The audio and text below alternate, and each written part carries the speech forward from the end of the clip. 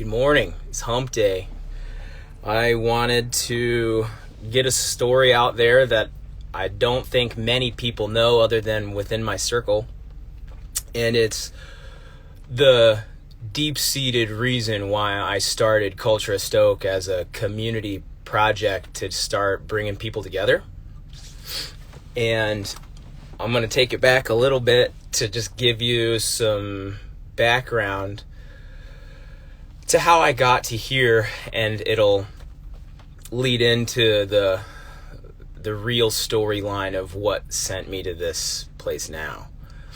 I developed an affinity for connecting with people, I think because of my upbringing on the lake. My summers were spent with my folks on the boat, sharing it with friends, learning how to water ski. That ended for me quickly, and then it was only wakeboarding. And we had a fantastic community on the lake, and us riding all summer long was such a good experience. I quickly found myself something where I knew I wanted to keep working on only wakeboarding. It was the thing for me. So that led to a competitive career all the way to college. And I had so much fun, but it was the travel and the people and making memories. Something even early on, I couldn't tell you the age. I just felt like I really knew I was amidst making some really significant experiences in my life. Experiences that would be memories I reflect on. I just couldn't imagine having more fun, carefree fun that was so responsibility free. And it was something I just was really cherishing even when I was doing it. So that led to me going to college at University of Tennessee. I joined the wakeboard team, and I knew it was just always about the crew. We were planning to ride before and after class, planning our competition schedules together so we could camp together or make sure we all booked rooms or even traveled together. And it was a logistical planning process, but if you had the right crew, it was always worth it. Well, sophomore year, we got a new member of the crew, and his name was Matt Dursa. He called me out when I walked into a stats class. I didn't know who he was, but we had a lot of mutual friends, and he just said my name, and I went over and sat down, and it was just a funny, oh, you know him? Oh, yeah, I ride with him. I grew up with him, went to school with him. And I think within a week, we were already out on my boat, and I had sort of made sure he had the boat driving skills that I needed to qualify him to drive my boat. And then I think we were probably riding so regularly that he had replaced everyone just because of his availability. He and I both were in school with that school schedule, and he worked a ton. So it worked out great for us that we could ride so much together. It wasn't even long that he became part of the community that I was in with that wakeboarding scene. As deeply woven into the fabric, he was always around, always pitching in, and we were doing everything together. It was a really instant friendship. We soon were, wow, it sounds like it was dating. And I think it almost was for us. It was hilarious how much we were spending time together. But he knew my family. It was great because I noticed even at home, he was so comfortable and like a part of our family. It wasn't William Walden anymore, who's my dad. It was, what's up, Willie? Or, hey, Papa Walden. And here we were. He was just part of the family. I think we did graduations together in college and then other things. But he was always there, part of the crew, supporting. And I think with him, it was the first time I remember being just really treated as an equal in a friendship with tons of effort and reciprocation. I have heaps of insanely quality humans from that time in my life, and by no means am I wanting to leave anybody out, because I still look back on those times as some of the fondest, and those are the closest friends I've ever made, is that era. And it was just unique how much of a bond it was. We exercised together, wakeboarded, and we dated in the same groups. We loved together, we lost together, went through the breakups together. We absolutely did the college experience together, and it was just really meaningful.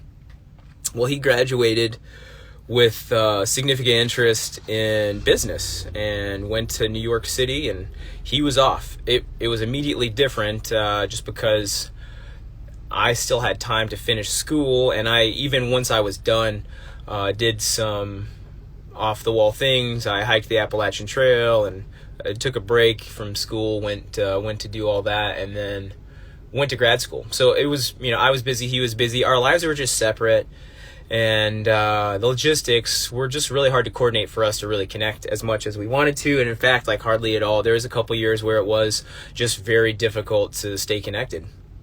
So fast forward, I'm a physical therapist. I'm working in the Grand Canyon. I've been living in my van, welcome, for a couple years now, and working inside the national park boundary was super fun.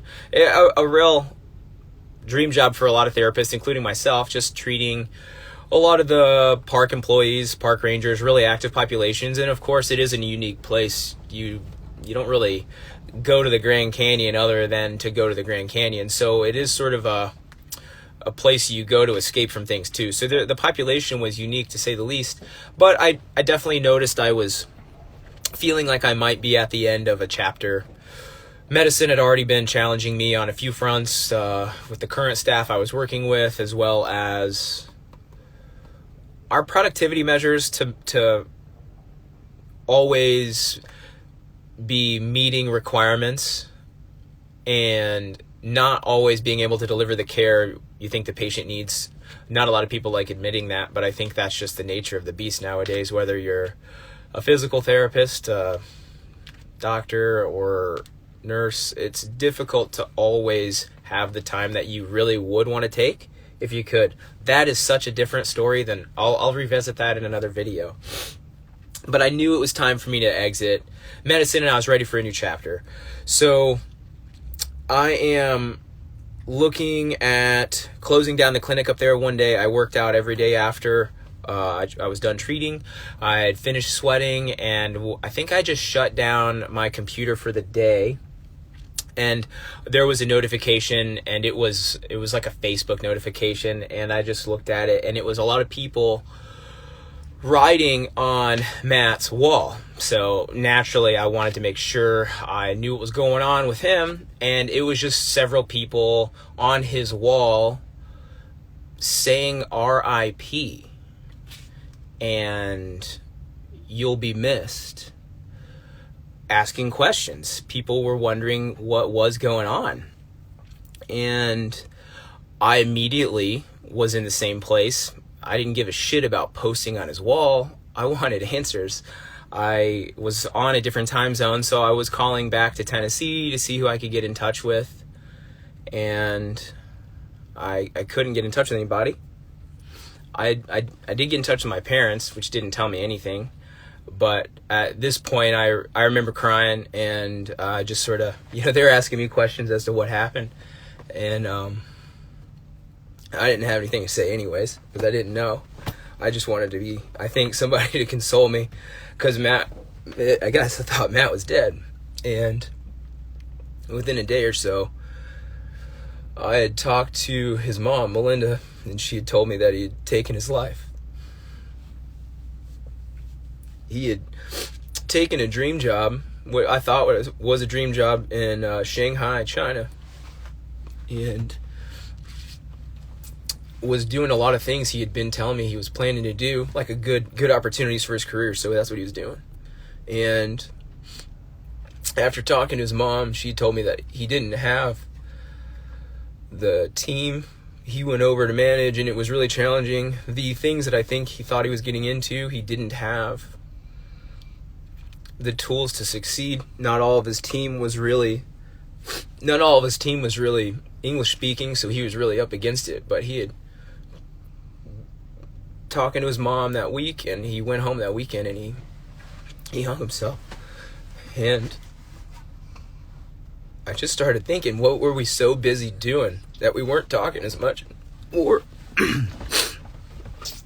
what do we all get so busy wrapped up in our jobs doing that we just don't take the time to connect with people as much anymore? And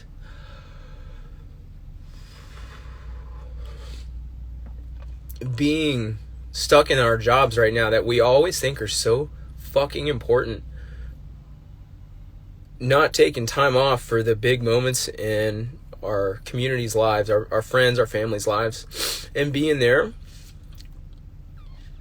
And everything is so important about career, money, success, a definition of success that most people don't even identify for themselves.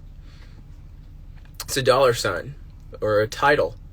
And it's just so interesting that we are so chained to these jobs that don't mean anything when you realize that someone really important in your life is gone.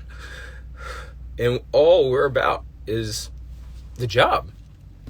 So it's a really passionate project that I've been entertaining for a while. So being there with the opportunity to connect with people as a lifeline during the difficult times when they really do need people, why wouldn't I want to do something like that? But be able to also create the freedom for myself to travel and visit someone when they are going through a really shitty time that's dark and they need someone. Because I can say I feel extremely blessed to have the circle that I have and the support that I do in my community. And it continues to grow as I travel and meet more people and network. I can guarantee that Matt did too, but for some reason he was in a really cornered place and he didn't have tons of options. And I know a lot of other people don't have what he and I had as a friendship or community. You know, he comes from great humans. I keep in touch with his mom, writing her mail, and our calls together make me feel so close to him. And it's just really warming to keep that contact going.